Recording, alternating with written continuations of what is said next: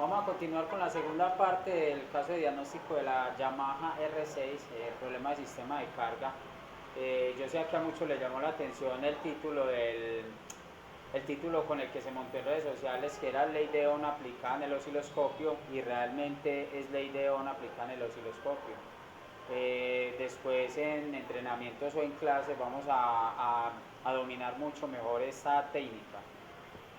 Vamos a mostrar por qué nos dimos cuenta que el regulador rectificador se encontraba en buenas condiciones y cómo nuestra matemática pudo registrar,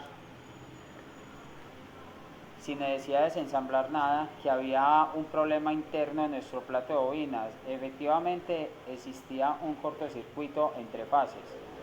Entonces vamos a empezar con esta segunda parte, medición con multímetro que no se pudo lograr entre fases del trifásico del alternador, y luego vamos a ir nuevamente a nuestra ley de Ohm para ver el factor de resistencia en el osciloscopio.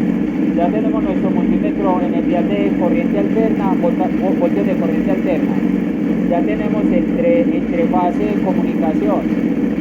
Entre fases de cada extremo estamos viendo 16 voltios de corriente alterna y 150 ciclos por segundo en la unidad de hercios. Voy a mover mi punta negativa hacia la fase del medio. Como pueden ver, tenemos voltaje, corriente alterna también, y también una medición de hercios que varía entre 130 y 140 hercios. Con esto ya determinamos que este alternador se encuentra en buenas condiciones. Vamos ahora a hacer la prueba con la que empezamos el video de ley de Ohm aplicando osciloscopio. Bueno, vamos a finalizar ya esta revisión de este sistema de carga. Quise en el título del video llamarlo ley de Ohm aplicada al osciloscopio. Vimos que sin desarmar nada, empezamos con la motocicleta y solo con nuestra pinza perimétrica, revisando cada fase del alternador, de las cuales viajan hacia el regulador rectificador. Sin desconectar el conector, puede ingresar mi pinza y nos mostró que por solo una vía había evento de generación de corriente. Vimos también de que utilizando nuestra pinza con el canal 1 en la batería nos ayudó para la referencia de voltaje. Entonces ahí fue donde enfrentamos tensión dividido corriente, nos da el valor de resistencia. Ahora vamos a hacer la prueba para finalizar. Tenemos un alternador que no está nuevo, pero dio mediciones eléctricas como resistencia. Entonces vamos a pasar por cada fase y vamos a ver si nuestra unidad de resistencia va a volver a medir algo, o si nuestra pinza perimétrica alcanza a captar corriente alterna saliendo de nuestro alternador. Vamos a revisar la primera parte del alternador. Vamos a la pantalla para ver qué está pasando, ya enfrentando nuestra ley de Ohm, que es tensión sobre corriente.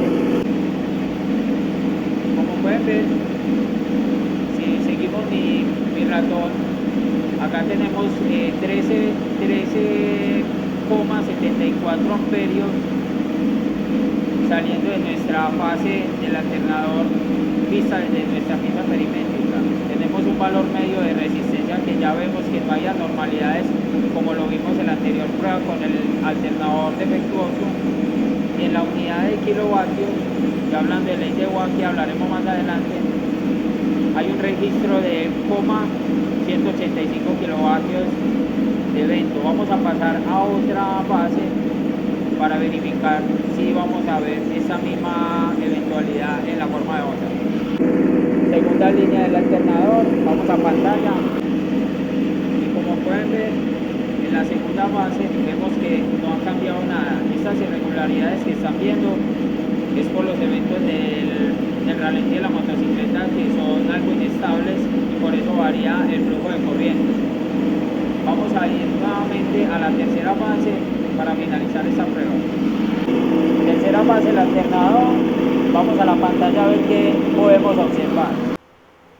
Esta es la forma de onda de nuestra tercera fase del alternador. Ya un poco de silencio en esta explicación. Hemos apagado la motocicleta, ya hemos congelado la forma de onda y vemos que el cursor lo tenemos en el canal 1, el cual está tomando el valor de voltaje. Tenemos un valor de 14,31 voltios, o sea que tenemos sistema de carga ahora. En nuestra tercera fase vimos que la forma de onda en la corriente era muy similar a las dos anteriores. Entonces, como vemos, ya hay un trabajo hecho por el alternador hacia el regulador rectificador.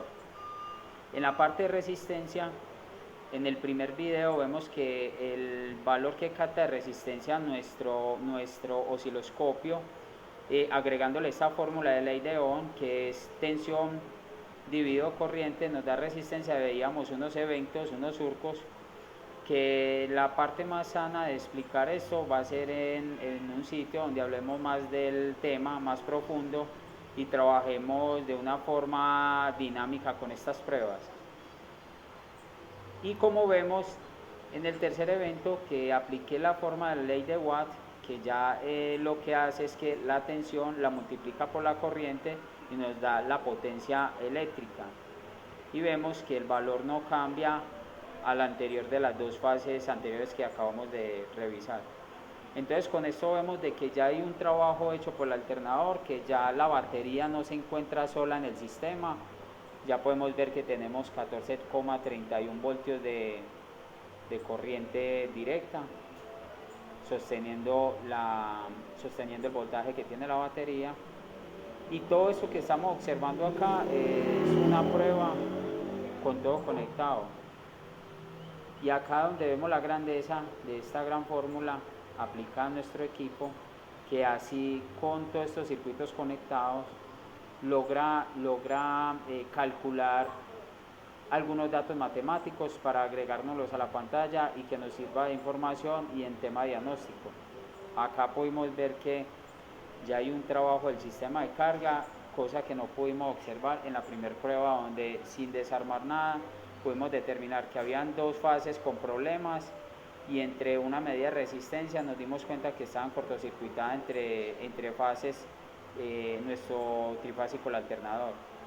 Entonces con esto finalizamos este caso de diagnóstico, muchachos. Muchas gracias por la atención y hasta una próxima oportunidad.